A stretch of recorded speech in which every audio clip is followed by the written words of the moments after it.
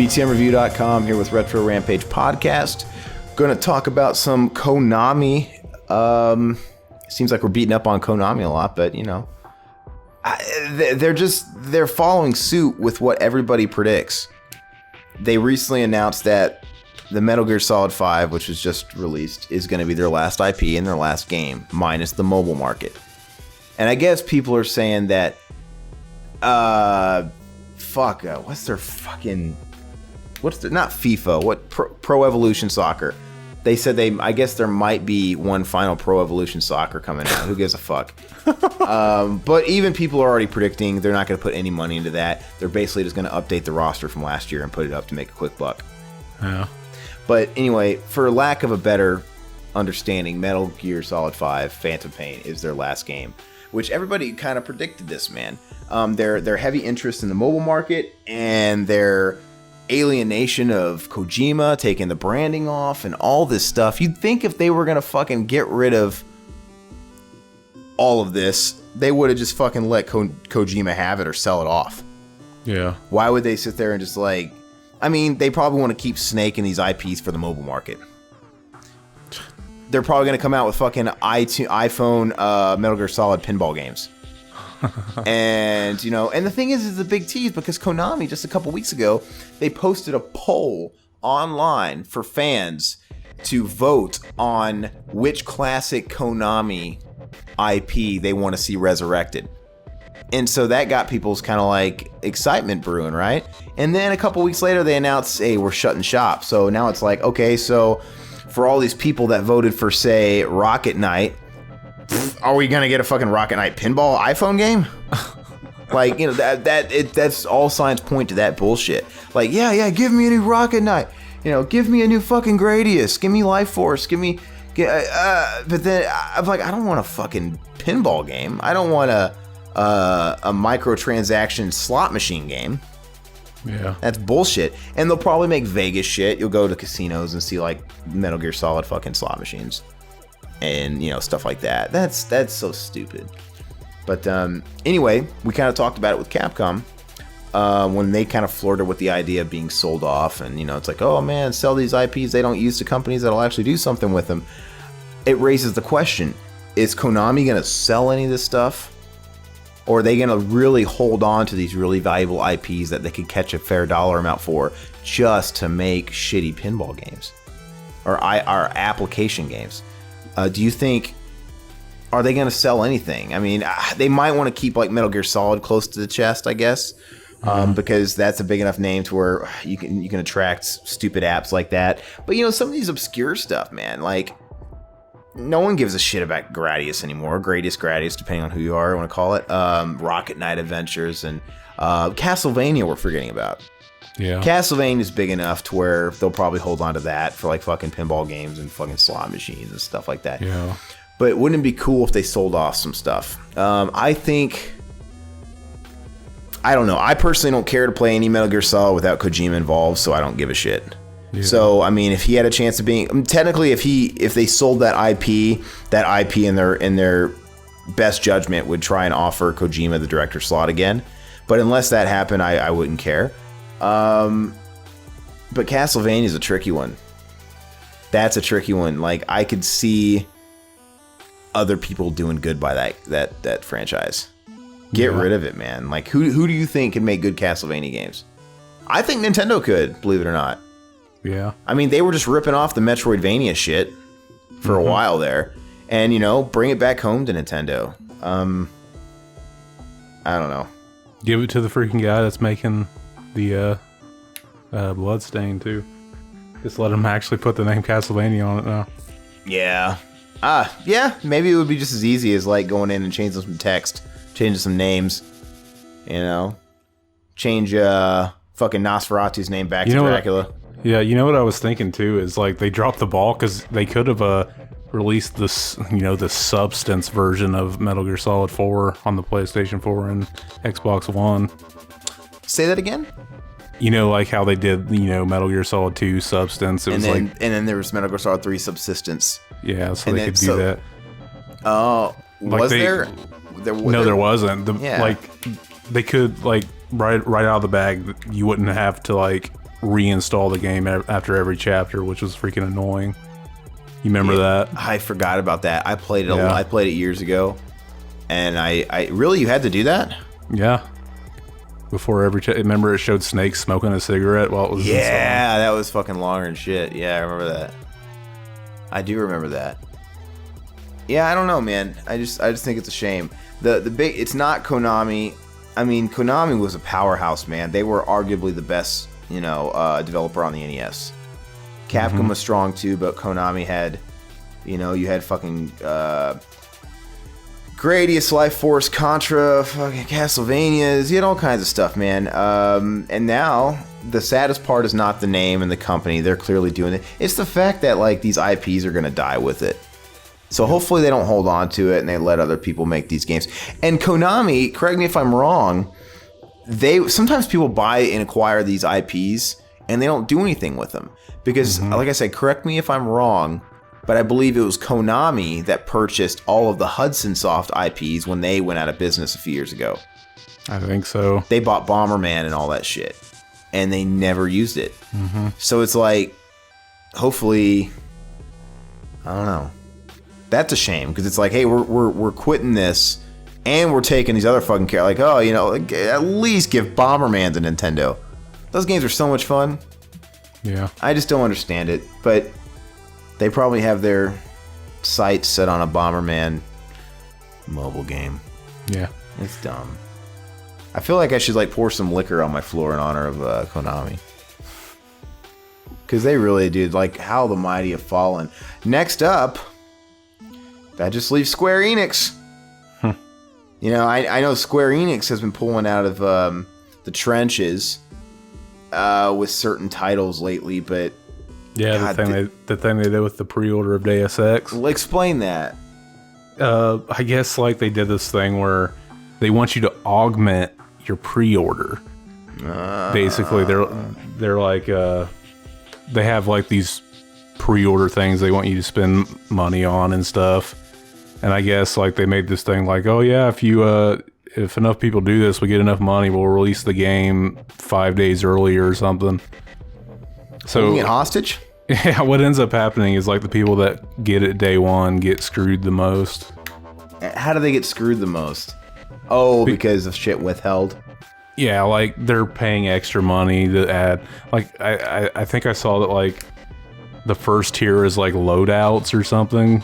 The second tier is like a digital novel, and the third tier is like an extra level, which you think that would be like the first thing you can get for a pre-order. It's stupid, man. What happened to the good old days of just releasing a game and buying it, and then what you pay for, what you get, what you pay for. That's it. None of this stupid pre-order bonus stuff. Nothing crashing because it was all on cartridges. No fucking shitty first day releases because, back in those days, you release it, you get it right once, or you're fucked. And when they say, hey, if you give us enough money, we'll release it a couple days early, they're really saying that, hey, if we don't get enough, we're going to release it a couple days late. You know what I mean? Yeah. It's stupid, man. So I think Square Enix, I think they've got a couple of lucrative aces in the holes, like FF15 and stuff like that, and the upcoming Kingdom Hearts game. But I just think as a company, their fucking credibility shot with me. And of course, another ace in the hole. They did the whole FF7 remake thing. That's gonna keep them alive. But they're just like Capcom right now. They're not in Konami territory yet, but they're like Capcom, just trying to please everybody. And I just don't follow them anymore. These were the greats, man. Capcom, Square Enix, Konami, man. They were the big ones outside of Nintendo back in the day. And call me a Nintendo fanboy, but Nintendo's the only one still making games that are consistent with their quality. That they always have been consistent with their quality. You fucking Nintendo fanboy. I want to love Square. I want. Oh, but there is hope. I do have hope for the upcoming Dragon Quest game that is actually legit, straightforward, classic Dragon Quest. I think we briefly talked about it one of the last podcasts, but please just don't fuck that up, and they'll still be good by me. But I don't know, man. But on the terms of Konami, from what I hear, is they're going out on a really high point with Metal Gear Solid 5. I have not played it yet. It's one of those things. I'm an old man. I gotta wait till I fucking get some time to be able to devote to it. But Zach, you have played through it without spoilers. Give us sort of a mini review of your experience. I loved it. I hear the ending is like dividing people pretty bad. It kind of ends with a kind of cliffhanger, kind of. So they're like, the game doesn't end. No spoilers. I'm not. You're risking spoilers because me, I'm hoping for a nice fucking closed book. But the thing is I understand. I know what comes next in the canon of the story. So there's also that chance of kind of. It doesn't necessarily say that, hey, there's going to be another one, but it kind of says, hey, it's just kind of leading into what happens next. So I definitely am looking forward to that. So yeah. A lot of people seem to be expecting like this was going to be like the end of the story when we already have the ending and it's number 4. You know what I mean? Yeah. Well, I mean, number 4 by all accord is the last in the canon. Yeah. But the gameplay itself. How fun is it? How many hours have you sank into it? Is there anything you're disappointed? Is there any disappointments about it? How do you rank it in the series? I don't know. I think I'd have to wait a little bit to say where I rank it right now. How do you feel about Metal Gear Solid 3? I love 3. I like it better than number 3. You like it better than number 3? Yeah. So rank them. Rank the 5. I mean, I guess you can throw the PSP games in there too if you want. Oh, the PSP would probably be at the bottom then, because they're like really scaled down versions of the console games. I don't know. I think I have to have more time playing, and like I said, I'm playing through them all again, and I still need to play through the 4th one. I just finished the 2nd one. Yeah, and the thing is when it comes to playing that 4th one, it's fun. It's a series that's a blast to play, just all of them through. And the story's so convoluted that you almost have to, because it's so hard to remember every little detail. It doesn't even get that convoluted till the 2nd game is when it gets freaking ridiculous. You know what I mean? No. Well, the first game is so simple. Yeah. Relatively, because it's following up 2 NES games with a very streamlined, stripped down story. The 2nd one, it's fucked up, man. Yeah. I mean, there's just so much.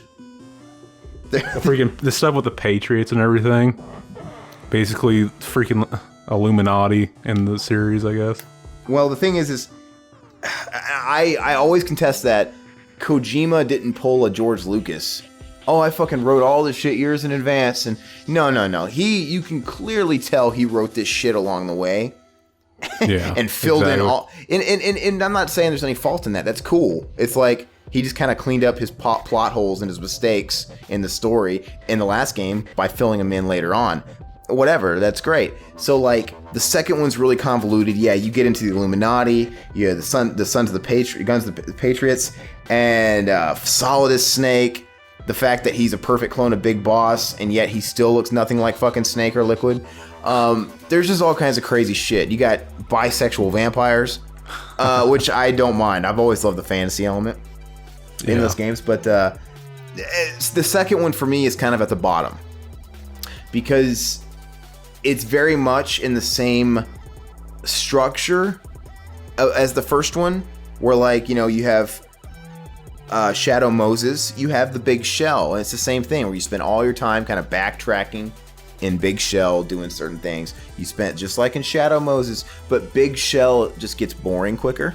Yeah. And the scenery's not as cool, the setting's not as cool. The thing is, it's still a great game by normal standards. It's just like when you stack it up against Metal Gear Solid 1 and 3 or whatever, that's where it lacks. But I kind of have a special spot for part 2 because it's the first one I played in the series. Yeah, I played the first Metal Gear Solid, man. I played the shit out of that demo too before I actually had the full game.